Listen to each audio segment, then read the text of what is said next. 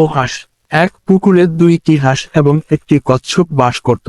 তাদের মধ্যে গভীর বন্ধুত্ব ছিল।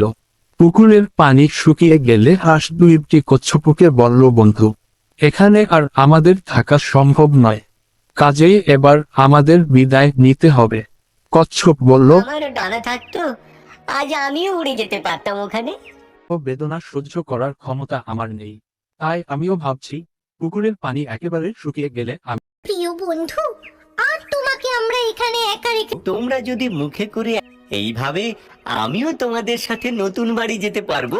খুব ভালো বুদ্ধি।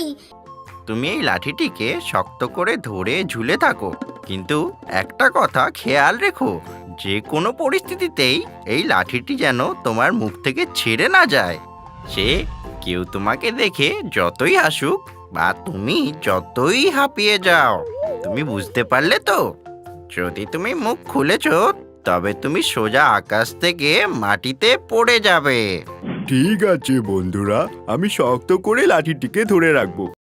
এর বলে দিক থেকে দুই হাঁস কাঠিটি ঠোঁটে চেপে ধরে আকাশে উড়ল। যাওয়ার পথে ওরা এক শহরের উপর দিয়ে যাচ্ছিল।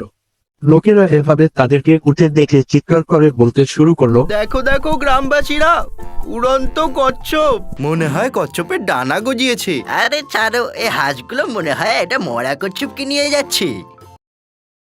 কিন্তু শেষ পর্যন্ত আর ধৈর্য ধরতে পারল না। সে বলতে চাইল যে, তাতে তোদের কি? কিন্তু কথা শেষ হওয়ার আগেই মুখ থেকে কাঠি ছুটে গেল, আর সে মাটিতে পড়ে পটল তুলল। হাঁস দুইটি চিৎকার করে বলল, বন্ধুর কাজ হলো উপদেশ দেয়া, আর যারা সৌভাগ্যবান তারাই শুধু সে উপদেশ থেকে লাভবান হয়। শিক্ষা: যারা হিতাকাঙ্ক্ষী বন্ধুর কথা শোনে না তারা বিপদে পড়ে।